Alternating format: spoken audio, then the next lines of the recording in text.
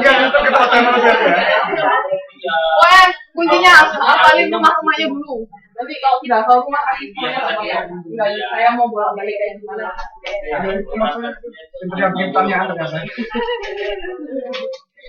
Oke, pelan-pelan Mas, nggak apa-apa.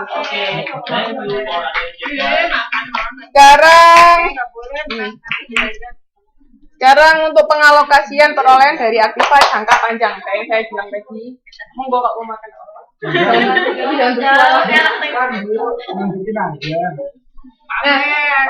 Ingat ya, jadi kan kalau jangka panjang itu kan ada masa manfaatnya, ya kan? Kan karena jangka panjang tadi kan masa manfaat pasti lebih dari 1 tahun.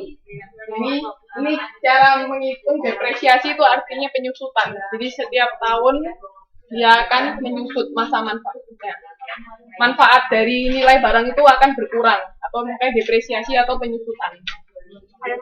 Iya, kayak rumah itu kan setiap tahun pasti berkurang. Nah, jadi di sini cara menghitung depresiasi per bulannya seperti apa? Per bulan atau per tahun itu nanti tergantung dari soal. Jadi kadang ada yang hitungannya per bulan, ada yang hitungannya per tahun, tergantung dari soal. Nah, caranya itu harga pokok itu harga ketika kita membeli suatu barang.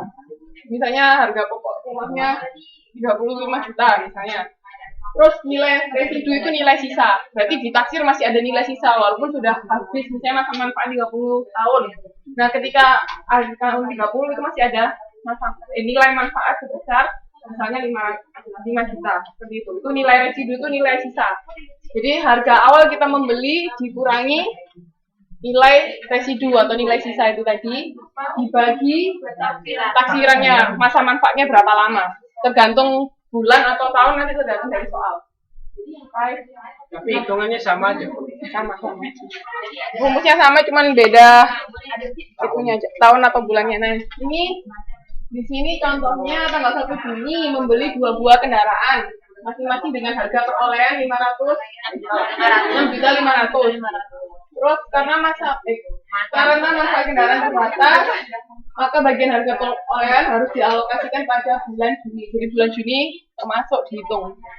Harus dialokasikan mulai bulan Juni ya kan? Gitu. Terus diperkirakan manfaat kedua kendaraan tersebut 5 tahun atau 60 bulan. Nilai residu 500.000. Jadi cara menghitungnya gimana? Harga pokoknya berapa? Harga perolehannya 6.500.000. Terus nilai sisanya berapa? 500. Ya, jadi 6.500.000 kan harga perolehannya atau harga pokoknya. Dikurangi nilai sisanya. Nilai sisanya kan 500.000. Terus dibagi 60 bulan atau 5 tahun.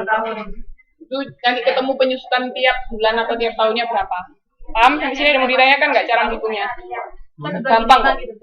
Dibagi 5 atau dibagi 60, tergantung soalnya. Dia mintanya per bulan apa per tahun. Oke? Nah, di sini mintanya per bulan. Berarti tinggal dibagi 60.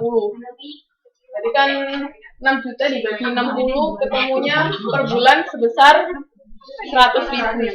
Itu per kendaraan. Berarti kalau 2 kendaraan ya 200. Paham sampai sini? Kan? Paham ya? Iya, kalau di sini hitung kalau maksudnya kalau kita tulis apanya? ini maksudnya bisa atau maksudnya? Nah, sebentar. Saya terangkan bukunya. Kan karena kendaraan ini kan sudah belinya kan awal bulan Juni. Ketika kita membeli kendaraan berarti catatnya gimana? Ketika kita membeli kendaraan sebesar 6.500.000, cara mencatatnya debitnya apa? Modal. 500. Kita beli apa? Kendaraan. Kalau kendaraannya bertambah apa berkurang kalau kita beli? Tambah. Kalau kendaraan bertambah berarti catat di mana?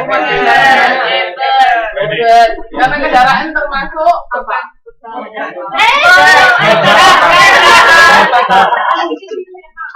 Kendaraan kan termasuk aktiva.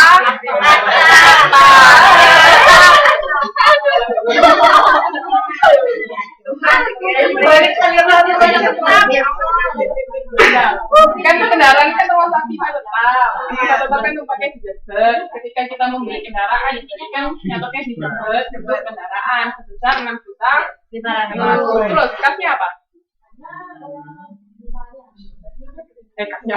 apa? Kasnya apa?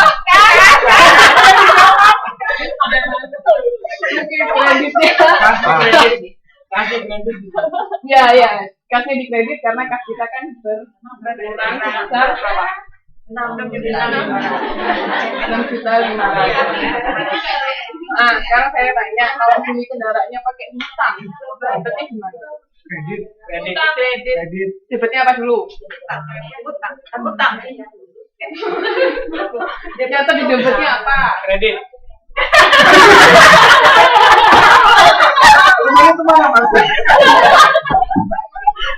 Tunggu. Kita mau beli kendaraan secara hutang. Cara mencatatnya gimana? Debetnya apa berarti?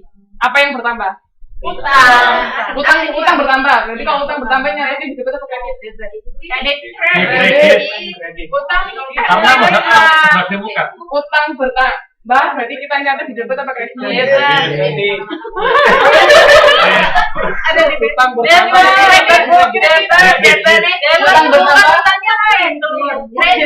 Kredit bertambah main apa?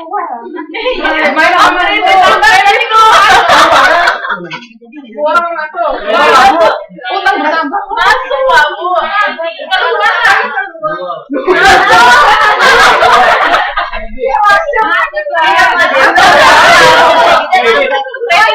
Kalau masuk yang kayak gini kredit.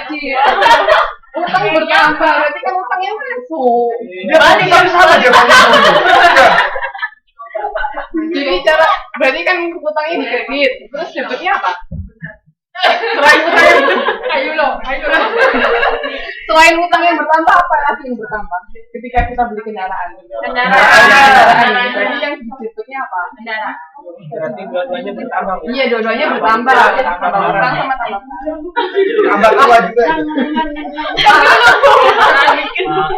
Yang di kreditnya apa? Kreditnya berkurang buat beli itu. Tadi banyak. Oh, belinya. Belinya apa tadi? Berarti apa yang bertambah? Berarti kreditnya apa? Jadi tinggal gitu aja. Ya, kendaraannya debet, kreditnya utang. Itu kalau belinya secara utang. Nah, kalau belinya separuh-separuh gimana? Kayak terbulan itu juga ya, Bu? Oke, sekarang gini. Harga kendaraannya 6,5 juta. Bayar tunainya 3 juta. Saya dibayar bulan depan, berarti nyatetnya transaksinya gimana? Kredit. Utang, bentar. Curut, debetnya apa dulu? Apa? Kendaraan sebesar 6 juta. Oke, kreditnya apa? Utang. Utangnya berapa? 3,5 juta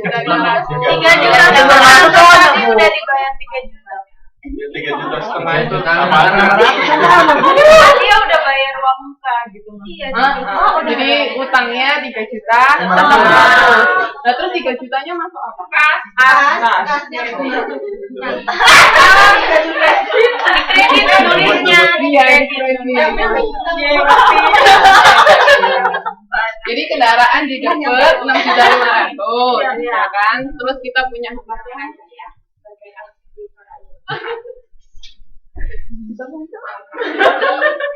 kita punya hutang berapa tadi? 3.500.000, terus kita bayar kas sebesar 3 juta. Paham ya? Gampang kok? Iya, gampang. Soalnya banyak.